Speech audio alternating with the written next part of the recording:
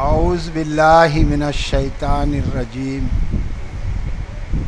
بسم اللہ الرحمن الرحیم الذین استجابوا للہ والرسول من بعد ما اصابهم القرح للذین احسنوا منهم واتقوا اجر عظیم الذین قال لهم الناس ان الناس قد جمعوا لكم فاخشوهم فزادهم ایمانا وقالوا حسبنا الله ونعم الوکیل فانقلبوا بنعمة من الله وفضل لم يمسسهم سوء واتبعوا رضوان الله واللہ ذو فضل عظیم انما ذالکم الشیطان یخوف اولیاءہ فلا تخافوہم وخافونی ان کنتم مؤمنین ولا یحزنک الذین یسارعون فی الکفر انہم لن یضروا اللہ شیئا یرید اللہ الا یجعل لهم حظا فی الآخرہ ولہم عذاب عظیم ان الذین اشتروا الکفر بالایمان لن یضروا اللہ شیئا ولہم عذاب علیم ولا یحسبن الذین کفروا انما نملی لهم خیر لانفسہم انما نملی لهم لیزدادوا اثما ولهم عذاب مہین ما کان اللہ لیذر المؤمنین علی ما انتم علیہ حتی یمیز الخبیث من الطیب وکان اللہ لیطلعکم علی الغیب ولکن اللہ یجتبی من رسولہ من یشاء فآمنوا باللہ ورسولہ وإن تؤمنوا وتتقوا فلکم اجر عظیم ولا يحسبن الذين يبخلون بما آتاهم الله من فضله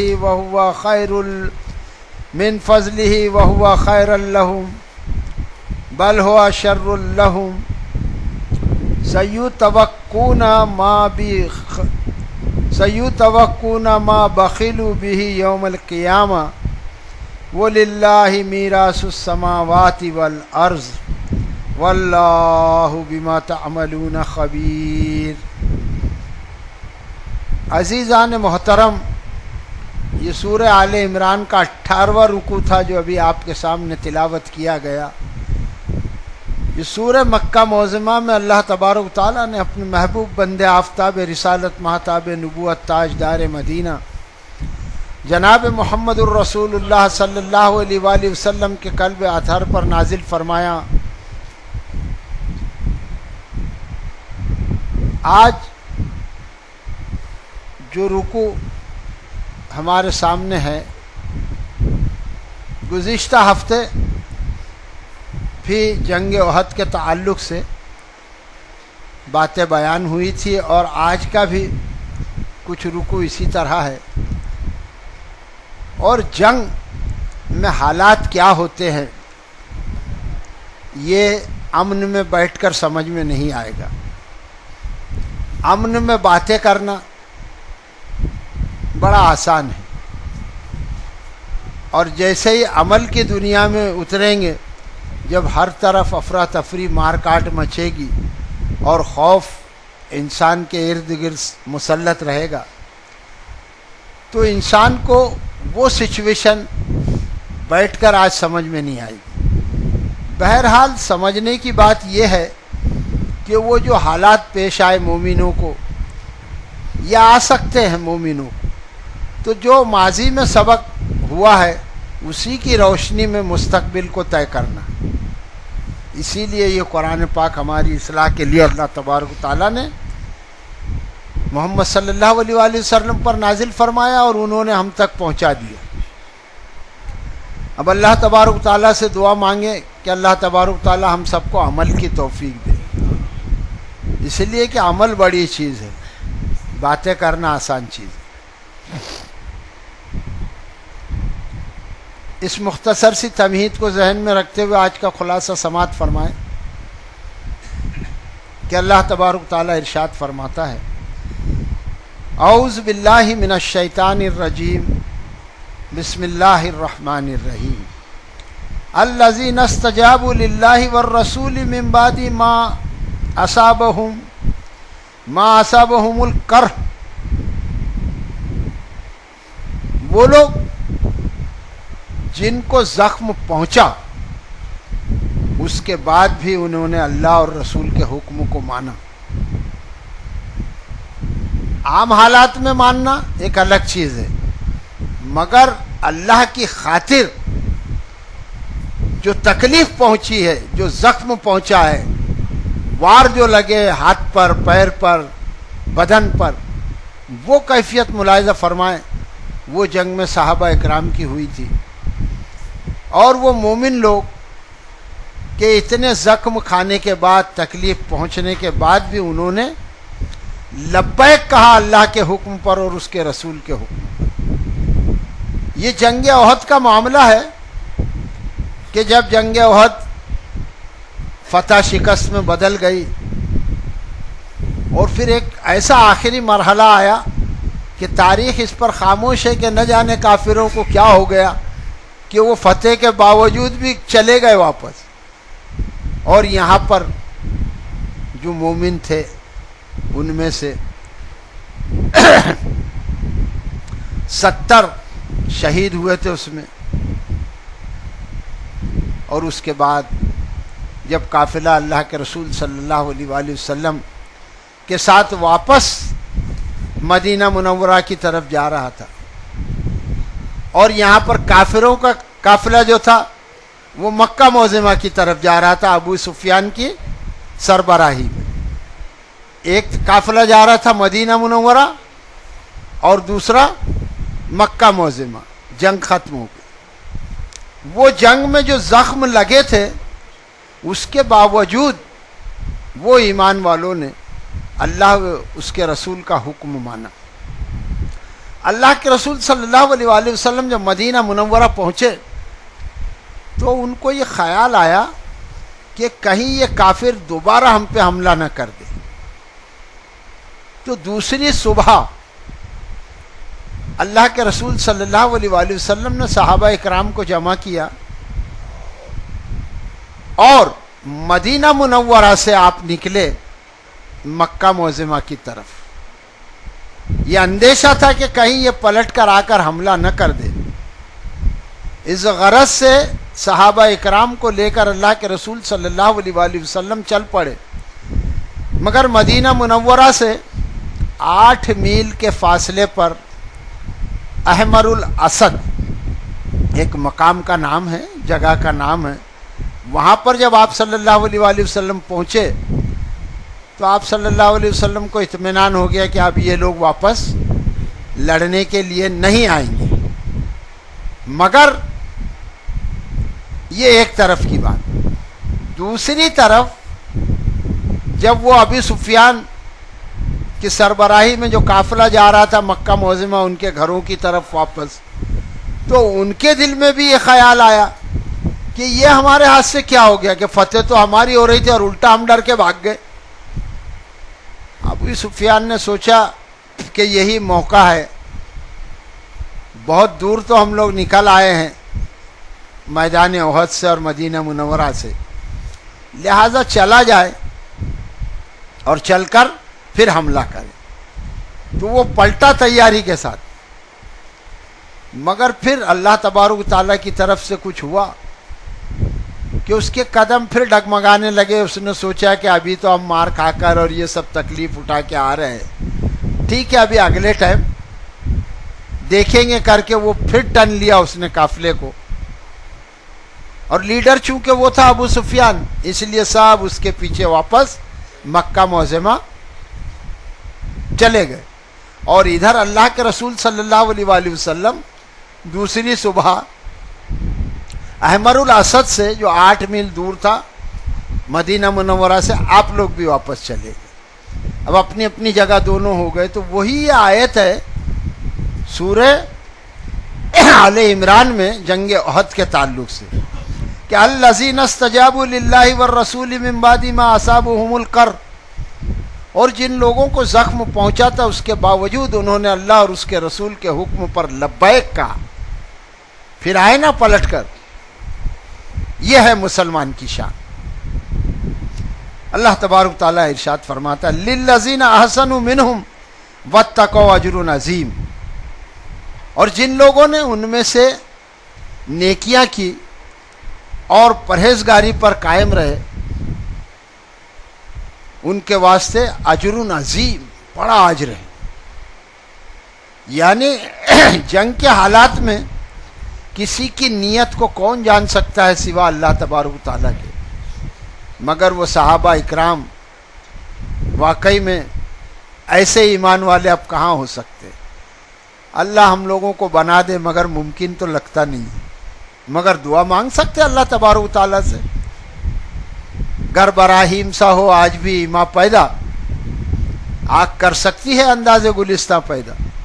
اگر اس لیول کا ایمان آئے گا تو جو ابراہیم علیہ السلام کے ساتھ حکم ہوا تھا آگ کو کہ ٹھنڈی ہو جا سلامتی کے ساتھ میرے ابراہیم پر, تو اس طرح سے آج بھی مومن کے لیے ہو سکتی ہے آگ ٹھنڈی, مگر ایمان اس لیول کا ہونا چاہیے. تو اللہ تبارک تعالیٰ ارشاد فرماتا ہے کہ جن لوگوں نے ان میں سے بھلائی کے کام کیے, نیکیاں کی اور پرہیزگاری پر قائم رہے, ان کے واسطے اجر عظیم, بڑا اجر ہے. یہ 1 سال ہو گیا. اب جو آیت میں بھی آپ کے سامنے تلاوت کروں گا یہ 1 سال کے بعد نازل ہوئی, جنگ احد کے 1 سال کے بعد. الذین قال لهم الناس ان الناس قد جمعوا لكم فاخشوهم فزادهم ایمانا وقالوا حسبنا اللہ ونعم الوکیل. اللہ تعالیٰ ارشاد فرماتا ہے ان لوگوں سے, لوگوں نے آ کر کہا ہے کہ انہوں نے خوب جنگ کے ہتھیار تمہارے واسطے جمع کر رکھے ہیں, پھر ان سے ڈرو. تو ان کے ایمان کو اس چیز نے اور بڑھا دیا, اور انہوں نے کہا کہ ہمارے لیے اللہ کافی ہے اور وہ بہترین کارساز ہے. جب مدینہ منورہ والوں کو لوگوں نے یہ کہا کہ مکہ والے بہت تیاری کر رہے اور بہت جنگ کے ہتھیار جمع کر رہے اور بہت سے لوگوں کو جمع کر رہے, تو لہذا تم ان سے ڈرو. اتنے جب آ جائیں گے حملہ کرنے اور ہتھیار لے کر تو ان سے ڈرو, یعنی کوئی صلح کا مانڈوالی کا دب جاؤ, راستہ نکالو. اس پر صحابہ اکرام نے فرمایا کہ وہ ڈرے نہیں, اس بات نے ان کے ایمان کو اور بڑھا دیا. جو اللہ تعالی ہم کو بدر میں اور احد میں بعد فتح کے شکست اور شکست کے بعد فتح دیتا ہے, وہ ہم کو ابھی بھی بچا لے گا, اور وہ بہترین کارساز ہے. یہ واقعہ یوں ہوا کہ جب ابو سفیان میدان احد سے بھاگ رہا تھا تو اس وقت جاتے جاتے وہ چیلنج کر گیا تھا صحابہ اکرام کو اور اللہ کے رسول صلی اللہ علیہ وآلہ وسلم کو کہ ابھی تو ہم جا رہے ہیں مگر اگلے سال بدر میں آئیں گے تم سے لڑنے کے لیے. 1 سال کا یہ وعدہ کر گیا تھا. وہاں پر یہ آیت نازل ہوئی اس کے بعد کہ جب اس نے تیاری کیا تو اس وقت مکہ میں بہت زبردست قحط پڑ گیا تھا. اب جب قحط پڑا تو ایسے حالات میں تو نکلنا مشکل, مگر دیکھیے گا کہ کافروں کا وعدہ بھی ایسا رہتا تھا کہ جس کو کافر نبھاتے تھے. آج ہم مسلمان وعدے کو کچھ سمجھتا ہی نہیں. تو وہ جو کہہ گیا تھا اب اس کو اپنے وعدے کی تو لاج رکھنا تھی, اور ادھر قحط بھی ہے, لوگ گھبرائے ڈرے ہوئے بھی ہے. اب اس نے ایک ترکیب چلی, کافروں کی مکاریاں دیکھیے گا, اور آج منافق اور کافر بہت پھر رہے ہیں مکاریاں کرتے ہوئے. کیا اس نے ترکیب کیا کہ اپنے آدمی جاسوس بھیج دیے مدینہ منورہ میں, اور یہ بات پھیلا دی, افواہ جس کو بولتے رومر, یہ بات پھیلا دی کہ وہ مکہ میں بڑی تیاریاں ہو رہی ہے، بہت تیاریاں ہو رہی ہیں اور بہت ہتھیار جمع ہو رہے ہیں. یہ بات پھیلانے کے لیے آدمی اس نے مدینہ منورہ میں بھیج دیے. اس کی بات کا یہ اثر ہوا کہ مدینہ منورہ میں مسلمانوں کے علاوہ اور بھی بہت سے لوگ تھے، قومیں تھی. انہوں نے کہا کہ بھائی یہ تو عجیب بات ہے، وہاں تیاری ہو رہی ہے اور آپ جب وہ سب آ جائیں گے تو لڑائی تو تم سے ہوگی مگر ماریں گے تو سب کو نا مدینہ منورہ میں گھس کے. تو ابھی ان سے تم ڈرو، کچھ کرو جا کر. یہ چال چلی اس نے، اس کو آنا تو تھا نہیں، یہ پھیلا دیا اس نے. اس پر صحابہ اکرام نے فرمایا آنے دو، ہم کو کیا ڈر ہے ان کا، ہمارے لیے تو اللہ ہے نا، حسبنا اللہ، اللہ ہمارے لیے کافی ہو، نعم الوکیل. اور وہ اچھا کرنے والا ہے، وہ بہترین کارساز ہے، اس کے جو کام ہے تم کیا جانتے ہو. تو ان کے ایمان کو اس بات نے صحابہ اکرام کی اور مضبوط کر دیا. آنے دو، کتنے آتے دیکھیں گے. وہاں پر جب یہ بات پہنچی، جاسوس تو دونوں طرف لگے رہتے، سماؤن بولتے عربی میں، یہ سماؤن جب وہاں پر پہنچے تو بات ان تک گئی کہ وہ تو ڈرنے والے نہیں ہیں. تو پھر ابو جہل نے 2000 آدمیوں کو جمع کیا کیسے ویسے کر کے، اور پھر ابو جہل نے، ابو سفیان نے، ابو جہل تو بدر میں مارا گیا، اور 2000 آدمیوں کو جمع کر کے ابو سفیان پھر نکلا بدر کے میدان میں آنے کے لیے جو وعدہ کر گیا تھا. دیکھیے گا کہ وعدہ کافر کا اس زمانے کا کیسا تھا. 1 سال کا جو بول کے گیا تھا پھر وہ آ رہا ہے. مگر جیسا ہی وہ آگے بڑھا، کچھ مسافت، کچھ مائل طے کرنے کے بعد اس کی ہمت جواب دے دی گئی کہ ہم لوگ نہیں لڑ پائیں گے. جب 3000 تھے تو ہم لوگ بھاگ گئے، دوڑ گئے، ابھی تو 2000 ہے اور قحط پڑا ہوا ہے ملک میں. لہذا اس نے کہا کہ چلو ابھی پھر اپن دیکھیں گے. اللہ نے اس کے دل میں کچھ ایسا ڈال دیا خوف کہ وہ پلٹ گیا. یہاں پر اللہ کے رسول صلی اللہ علیہ وآلہ وسلم سے جو وعدہ کر گیا تھا تو آپ صلی اللہ علیہ وآلہ وسلم جانتے تھے کہ وعدہ نبھاتے مکہ کے لوگ. اللہ کے رسول صلی اللہ علیہ وآلہ وسلم کا مقام بھی تو مکہ ہے. تو آپ جانتے ہیں کہ میرے بستی کے لوگ بھی وعدے کے بڑے پکے، وہ تو آئے گا. لہذا اللہ کے رسول صلی اللہ علیہ وآلہ وسلم نے اعلان کیا کہ چلو میرے ساتھ بدر کے مقام پر. کوئی آنے کو تیار نہیں. ایسے حال ہوئے ہیں کوئی آنے کے لیے. یہ سب حقیقت ہے. بہت ہم لوگ جھوم جھوم کے یہ اسٹیج پہ دکھانا وہ ایک الگ چیز ہے. حقیقت ایک الگ چیز کا نام ہے. سب انسان ہیں، سب کو اپنے بال بچوں کی اپنی فکر رہتی ہے. بڑے لوگ ہیں تو کیا ہوا، مگر وہ لوگ کو قربان جائیے، ہم تو وہ کر ہی نہیں سکتے، بلکہ ویسا سوچ نہیں پاتے. تو کوئی آنے کو راضی نہیں ہوا. اللہ کے رسول صلی اللہ علیہ وآلہ وسلم نے پھر فرمایا کہ اگر کوئی نہیں آئے گا یہ بات سننے کی ہے، یہ بات بتانا مولوی اسٹیج پر کہ رسول کیا چیز ہے، ان کی استقامت کیا ہے، ان کا دل اور گردہ کیا ہے. یہ ہے رسول کی تعریف اور یہ ہے رسول کی شان. اللہ کے رسول صلی اللہ علیہ وآلہ وسلم نے فرمایا کہ اگر تم لوگ نہیں آؤ گے تو میں اکیلا جاؤں گا بدر میں تلوار لے کر. یہ ہے محمد صلی اللہ علیہ وآلہ وسلم کی تعریف. یہ تعریف تمہارے سمجھ میں نہیں آتی؟ خالی انگوٹھے چومنا بس یہی سمجھ میں آتا ہے کیا؟ تو غور فرمائیں، جب یہ بات کہی اللہ کے رسول صلی اللہ علیہ وآلہ وسلم نے جلال میں، تو 1500 صحابہ اکرام رضوان اللہ تعالی علیہم اجمعین اٹھ کھڑے ہو گئے کہ ہم چلیں گے. اب اللہ کے رسول صلی اللہ علیہ وآلہ وسلم 1500 صحابہ کو لے کر مقام بدر پر پہنچے. وعدے کے مطابق اس نے وعدہ کر کے گیا تھا نا. وعدہ آپ کا نہیں تھا، اس کی طرف سے تھا، مگر چونکہ جنگ کی بات ہے تو سر پر کہیں آ جاوے، اس سے بہتر ہے کہ ان کو میدان میں لے لیتے ہیں نا.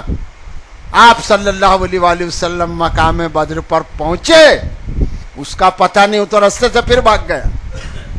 8 دن تک مسلسل اللہ کے رسول صلی اللہ علیہ وآلہ وسلم نے صحابہ اکرام کے ساتھ وہیں ڈیرا ڈال رکھا. 8 دن انتظار کرنے کے بعد جب یہ خبر آ گئی سماعون کے ذریعے سے، جاسوس کے ذریعے سے، کہ وہ تو بھاگ گئے راستے سے، اللہ کے رسول صلی اللہ علیہ وآلہ وسلم نے پھر واپسی کے لیے مقام بدر سے مدینہ منورہ کے راستے پر آپ گامزن ہو گئے. راستے میں ایک تجارتی قافلہ ملا اور اسی سال اس تجارتی قافلے سے بہت خرید و فروخت ہوئی صحابہ اکرام کی، اور اس میں بہت منافع دیا اللہ تبارک و تعالیٰ نے اس سال وہ تجارت میں. اور پھر اللہ کے رسول صلی اللہ علیہ وآلہ وسلم واپس مدینہ منورہ آ گئے. یہ پورے عہد کی سٹوری آپ کے سامنے کم و بیش میں نے اللہ کے فضل سے رکھی ہے. پھر اللہ تبارک تعالیٰ ارشاد فرماتا ہے فَانْقَلَبُوا بِنِعْمَةٍ مِّنَ اللَّهِ وَفَضْلٍ لَمْ يَمْسَسْهُمْ سُوءٌ. اللہ تبارک تعالیٰ ارشاد فرماتا ہے فَانْقَلَبُوا بِنِعْمَةٍ مِّنَ اللَّهِ وَفَضْلٍ، پھر وہ لوگ لوٹے اللہ کے فضل اور اس کی نعمت سے، اور ان کو کوئی تکلیف نہیں پہنچی، کوئی برائی نے نہیں چھوا، بغیر لڑے بھیڑے پہنچ گئے واپس. اور اللہ کا فضل یعنی اللہ کا رزق، وہ تجارتی قافلے میں جو نفع ہوا، فائدہ ہوا، وہ الگ سے، وہ اللہ کی نعمت ملی، بغیر کسی سے لڑے بھیڑے، کوئی نقصان پہنچے ہوئے، کوئی برائی نے ان کو نہیں چھوا، اور وہ اللہ کی نعمت اور ان کے فضل سے وہ سب واپس مدینہ منورہ لوٹ آئے. وَاتَّبَعُوا رِضْوَانَ اللَّهِ، اور پیروی کرو رضاء الہی کی. اور انہوں نے کیا کی؟ وَاتَّبَعُونَ، اور انہوں نے پیروی کی اللہ کی خوشنودی کی، رضاء الہی کی. تو جب اللہ کے خوش کرنے کے لیے جو بھی کام کرے گا تو اللہ تبارک تعالیٰ اس کو نہیں نوازے گا. تو اللہ نے نوازا جیسے اپنی نعمت اور فضل سے، کیونکہ انہوں نے وَاتَّبَعُونَ رِضْوَانَ اللَّهِ، انہوں نے پیروی کی تھی رضاء الہی کی. اللہ کو خوش کرنے کے لیے گئے تھے نا، لڑنے کے لیے. ایک تیرے نام پہ تلوار اٹھائی ہم نے، بات جو بگڑی ہوئی تھی وہ بنائی کس نے؟ گئے تھے نا صحابہ اکرام، کس کے نام پر گئے تھے؟ مر مٹنے کے لیے، اللہ کے نام پر. تو وہ کیا ہے؟ اللہ کی رضا کے لیے گئے تھے کہ اللہ راضی ہو جائے، اللہ کی خوشنودی کے لیے. وَاتَّبَعُونَ رِضْوَانَ اللَّهِ، اور انہوں نے پیروی کی رضا الہی کی. وَاللَّهُ ذُو فَضْلٍ عَظِيمٍ، اور اللہ تبارک و تعالیٰ تو بڑے فضل والا ہے. اور فضل کے معنی میں نے آپ کو بتایا تھا احسان کے. وَاللَّهُ ذُو فَضْلٍ عظیم، اور اللہ تبارک و تعالیٰ تو بڑا احسان کرنے والا ہے. تم اگر اس کے پاس جا رہے ہو، حل جزاء الاحسان الا الاحسان، حالانکہ بندہ کیا اللہ پر احسان کرے گا، مگر پھر بھی چلو مان لو کہ بڑے جا رہے ہیں ہم اللہ کے نام پر لڑنے کے لیے، تو گویا اللہ کے لیے احسان کرنے جا رہے. تو اللہ نے فرمایا تو اللہ تو بہت بڑا ہے، تم تھوڑا کرو گے تو اللہ تعالیٰ نواز دے گا. اور نواز دیا تھا صحابہ اکرام کو، دنیا میں تو نوازے گا، آخرت میں بھی نواز دے گا. اس لیے یہ صیغہ لگایا ہے کہ اللہ ذو فضل عظیم ہے. ہم لوگ کیا احسان کریں گے چھوٹے موٹے؟ اللہ تو اس کا احسان کا بدلہ دنیا میں بھی دے دے گا. کوئی اللہ کے نام پہ خیرات کرتا ہے، زکوٰۃ کرتا ہے، کچھ بھی کرتا ہے، تو اللہ کو قرض دیتا ہے نا، تو اللہ کتنا لوٹاتا ہے، دنیا میں بھی اس کو کچھ رکھتا ہے، اور آخرت میں اس بندے کے لیے بڑا اجر ہے، بڑا احسان ہے، بڑا فضل ہے. اب دیکھیے گا اللہ تعالیٰ فرماتا ہے انما ذالکم الشیطان یخوف اولیاءہ، صرف شیطان وہ ڈراتا ہے. کیا فرمایا اللہ تعالیٰ نے؟ انما ذالکم الشیطان یخوفی، صرف شیطان، یہ شیطان جو ہے نا وہ مین عزازیل مردود، وہ صرف ڈراتا ہے औलियाहु, अपने दोस्तों से। खुद तो शैतान हमको दिखता है क्या? मगर शैतान के दोस्त तो हमको दिखते ना, जो बुरे काम करने वाले हैं।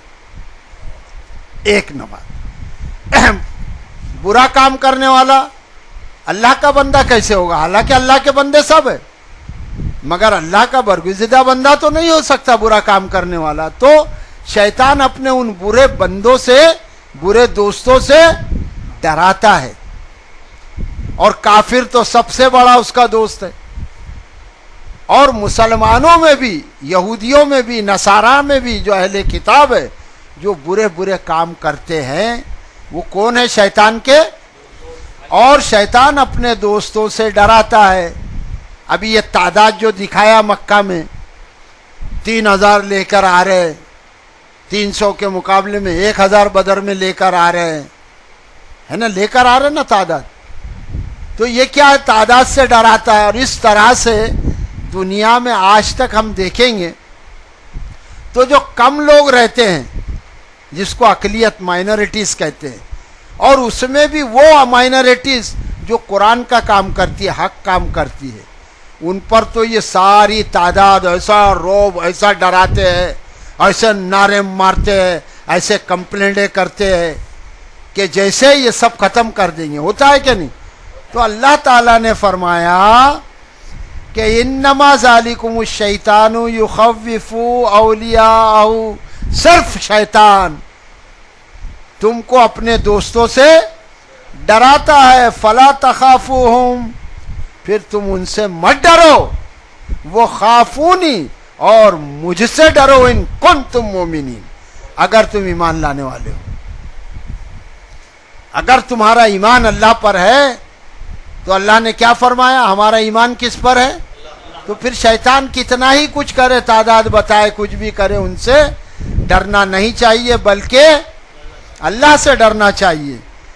फिर अल्लाह ताला फरमाते वला यज़ुनकल लज़ीना युसारिऊन फिल कुफ्र, और ऐ नबी सल्लल्लाहु अलैहि वसल्लम, आपको गमगीन न करे उन लोगों की भागदौड़ जो कुफ्र में है। ये काफिर लोगों की चलत फिरत, इनकी जद्दोजहद, इनकी भागदौड़ आपको गमगीन न करें कि ये बड़े कुफ्र के इसमें लगे हुए और भाग रहे कुफ्र में।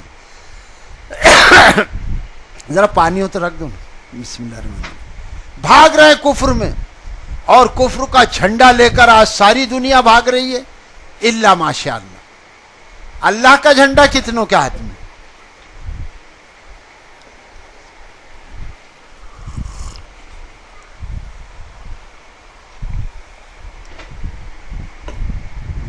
सारी दुनिया में 1 अरब 20 करोड़ मुसलमान, 1 अरब तो इंडिया में ही 20 करोड़ 120, सारी दुनिया में 7 अरब 700 करोड़ आदमी हैं कमोबेश सेंसेक्स के मुताबिक।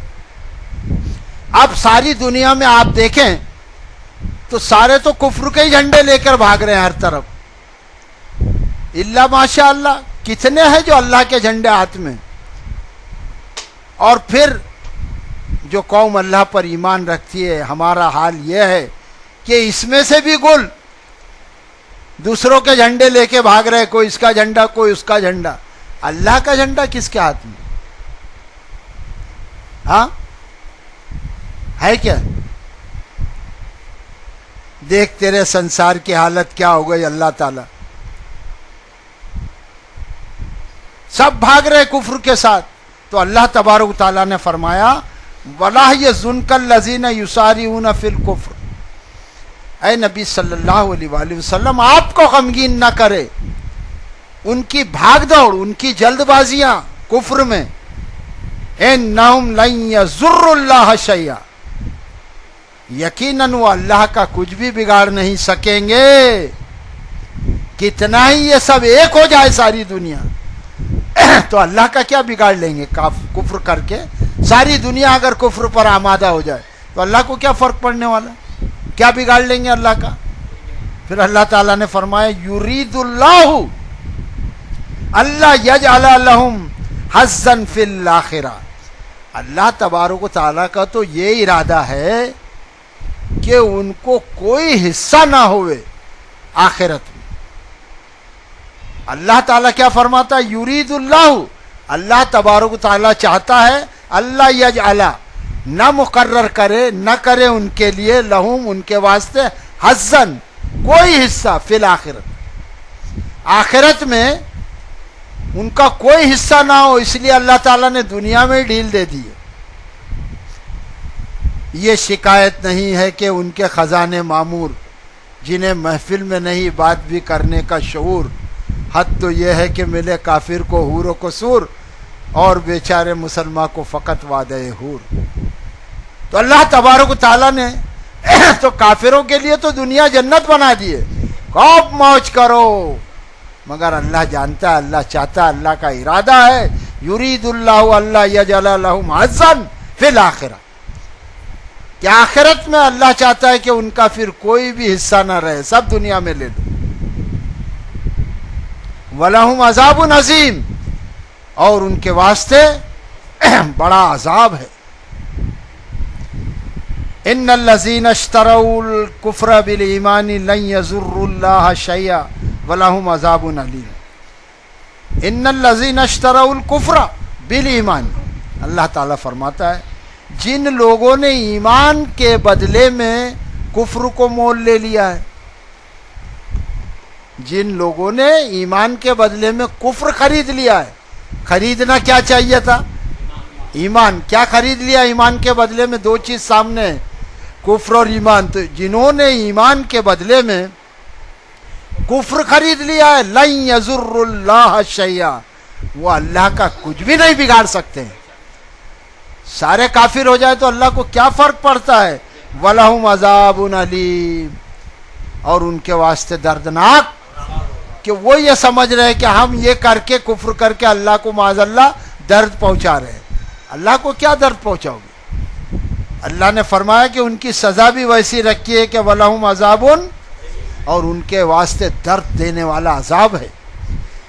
وَلَا يَحْسَبَنَّ الَّذِينَ كَفَرُوا انما نملی لہم خیر لانفسہم، اور جو لوگ کافر ہیں وہ ہرگز یہ گمان نہ کرے کہ جو اللہ نے ڈھیل دی ہے وہ اس کے واسطے بہتر ہے.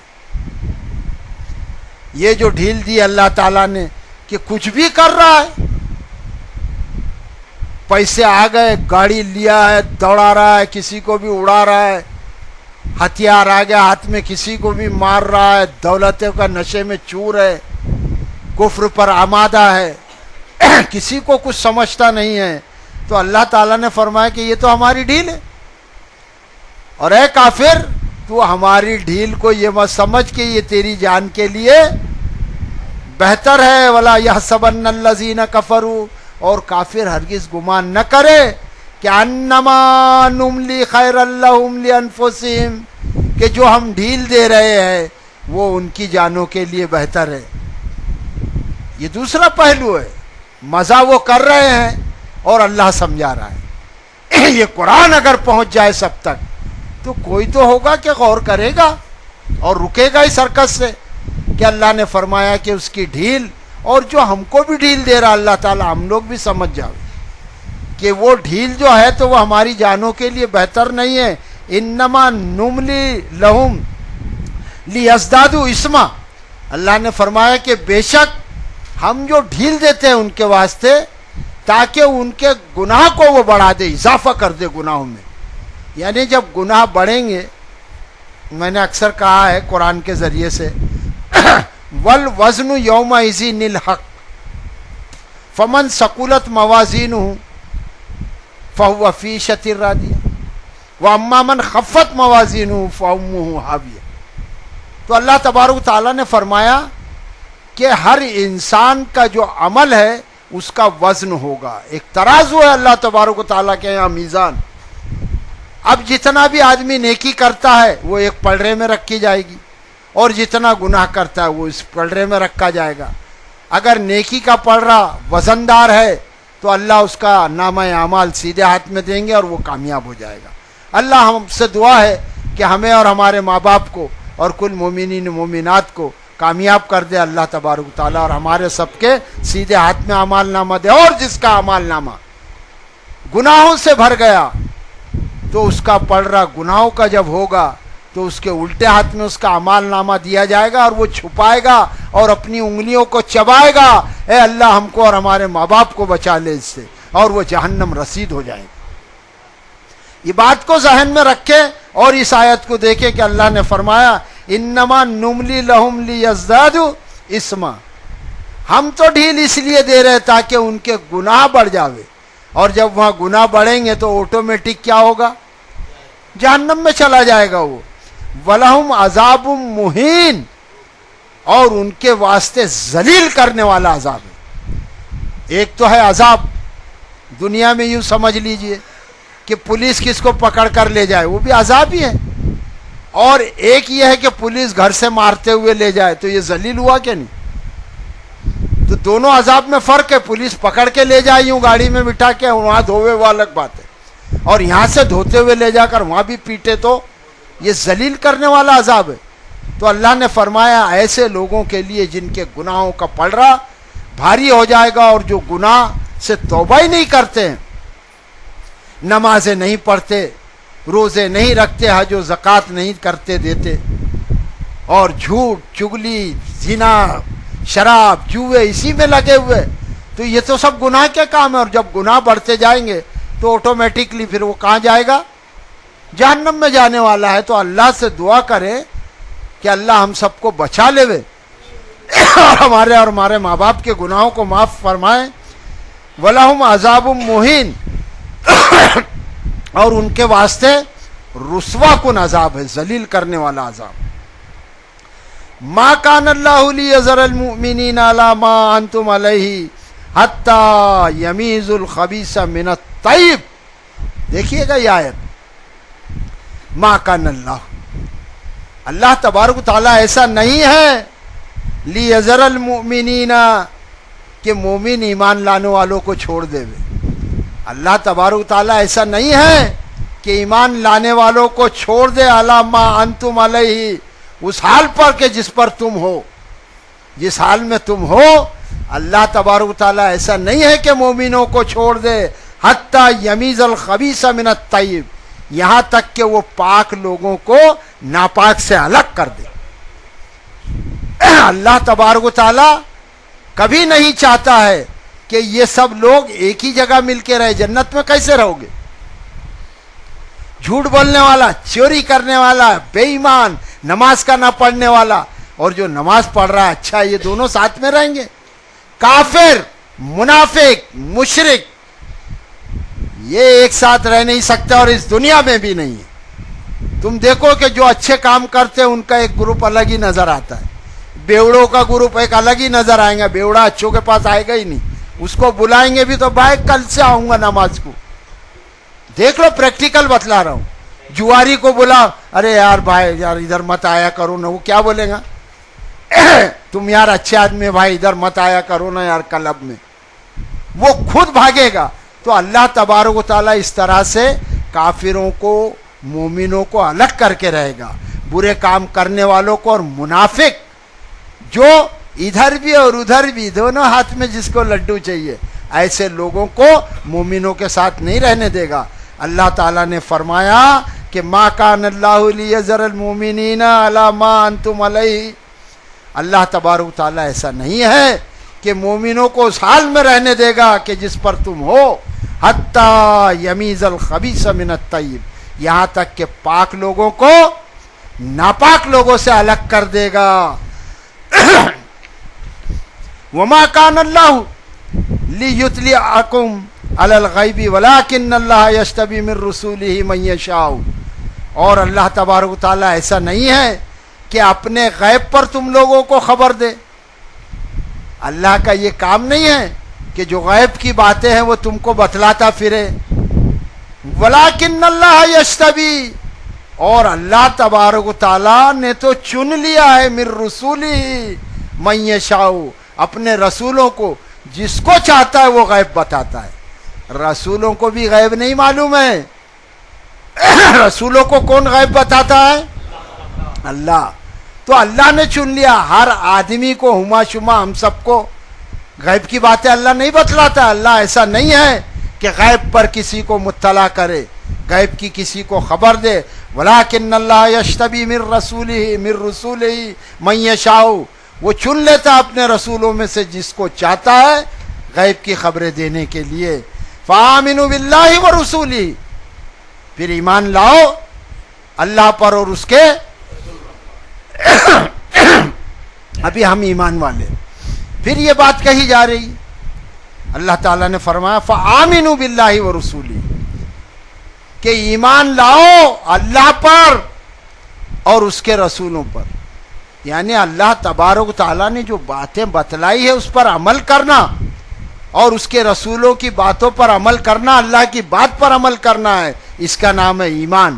تو اللہ نے فرمایا فآمنوا باللہ ورسولہ, پھر ایمان لاؤ اللہ پر اور اس کے رسولوں پر. وَإِن تُؤْمِنُوا وَتَتَّقُوا فَلَكُمْ أَجْرٌ عَظِيمٌ, پھر اگر تم ایمان لاؤ گے اور تم اللہ کی بات کو مان لو گے اور اس کے رسول کی بات کو مان لو گے تو فلکم, پھر تمہارے واسطے اجر عظیم, بڑا اجر ہے, بڑا ثواب ہے, بڑی نیکیاں ہیں. مگر کب ہے؟ جب اللہ اور اس کے رسولوں کی بات مان لو گے. وَلَا يَحْسَبَنَّ الَّذِينَ, یہ آخری آیت سنیے گا, وَلَا يَحْسَبَنَّ الَّذِينَ يَبْخِلُونَ بِمَا آتَاهُمُ اللَّهُ مِنْ فَضْلِهِ وَهُوَ خَيْرًا لَهُمْ, اور جن لوگوں کو اللہ تبارک و تعالیٰ نے اپنے فضل سے نوازا ہے. کیا فرماتا اللہ تعالیٰ؟ اور جن لوگوں کو اللہ تبارک و تعالیٰ نے دولت سے نوازا ہے وہ لوگ بخیل نہ کرے, بخیلی نہ کرے, وہ کنجوس نہ بنے, بخیل نہ ہوئے. کون سے لوگ؟ جن کو اللہ تبارک و تعالیٰ نے دولت سے نوازا ہے وہ بخیل نہ بنے. پھر اللہ نے فرمایا کہ من فضلی وہو خیر لہم, اور وہ ان کے لیے بہتر نہیں ہے. یعنی جو لوگ کہ اللہ نے جس کو نوازا ہے دنیا میں پراپرٹی, مال, دولت سے, اور وہ لوگ بخیلی کریں گے تو وہ ان کے لیے بہتر نہیں ہے کہ مال جمع کیے جا رہے, نہ غریب کو دیکھ رہے, نہ رشتہ داروں کو دیکھ رہے, بلکہ کنجوسی کیے جا رہے ہیں. ایسے لوگوں سے اللہ نے فرمایا کہ وہ ان کے لیے بہتر نہیں ہے جن کو اللہ نے اپنے فضل سے نوازا کہ وہ بخل کرے. بل انتم شر لہم, بلکہ وہ تو ان کے لیے برا ہے. وہ مال جو وہ جمع کر رہے ہیں اللہ نے کیا فرمایا کہ وہ تو ان کے لیے برا ہے. سیطوقون ما بخیلوا بہ یوم القیامت, اور جو بخیلی کر کے اس نے مال جمع کیا ہے قیامت کے روز ان کے گلوں میں توق بنا کر ڈال دیا جائے گا. یہ مال جو ہم دنیا میں لاکھوں کروڑوں اربوں جمع کر رہے ہیں, دن رات صبح سے شام تک دولت کمانے میں لگائے ہیں, اذانیں ہو رہی ہم کو پرواہ نہیں ہے. ایسے لوگ نہ پھر رشتہ داروں کو دیکھتے ہیں, نہ غریبوں کو دیکھتے ہیں, نہ محلے والوں کو دیکھتے ہیں, نہ فقیروں کو دیکھتے ہیں. صرف مال جمع کیے جا رہے, خود عیش کر رہے. بیئر بار میں نوٹیں اڑائی جا رہی ہے, شراب خانوں میں نوٹیں اڑائی جا رہی ہے, جوئے خانوں میں نوٹیں اڑائی جا رہی ہے, ریڈ لائٹ ایریوں میں جایا جا رہا ہے, اور اپنے ناکارہ دوستوں پر خرچ کیا جا رہا ہے. گھر والے ترس رہے ہیں, رشتہ دار بھیک مانگ رہے ہیں. ایسے لوگ دولت لے کر اگر بخیلی کرتے ہیں, اور فالتو خرچ کر دینا بھی بخیلی ہے, حق کام میں نہ خرچ کرنا بھی بخیلی ہے. ایسے لوگ جو سمجھ رہے ہیں کہ یہ مال ان کے پاس ہمیشہ رہے گا, تو ایسا ہوگا نہیں. ایک دن موت کا فرشتہ آئے گا اور اس کا روح نکال کر لے جائے گا, اور لوگ اس کو لے جا کر اندھیرے قبر میں پھینک دیں گے. پھر جب قیامت میں اٹھایا جائے گا تو اللہ فرماتا ہے جو مال تو نے جمع کیا تھا دیکھ, سیتوقون ما بخیلوا بہ یوم القیامہ, وہی مال تیرے گلے میں توق بنا کر ڈال دیا جائے گا. پھر آخری میں اللہ نے فرمایا وَلِلَّهِ مِيرَاثُ السَّمَاوَاتِ وَالْأَرْضِ, اور زمین اور آسمان تو یہ سب اللہ کی میراث ہے. زمین اور آسمان کس کا ہے؟ اور جو اس کے بیچ میں چیزیں ہیں یہ سب کس کی ہے؟ ابھی یوں دیکھ لو کہ ہم سمجھ رہے کہ ہماری پراپرٹی ہم نے بڑھائی, ہمارے بچوں کے کام آئے گی. ارے تو مغلوں سے بڑی پراپرٹی کس کی تھی کیا؟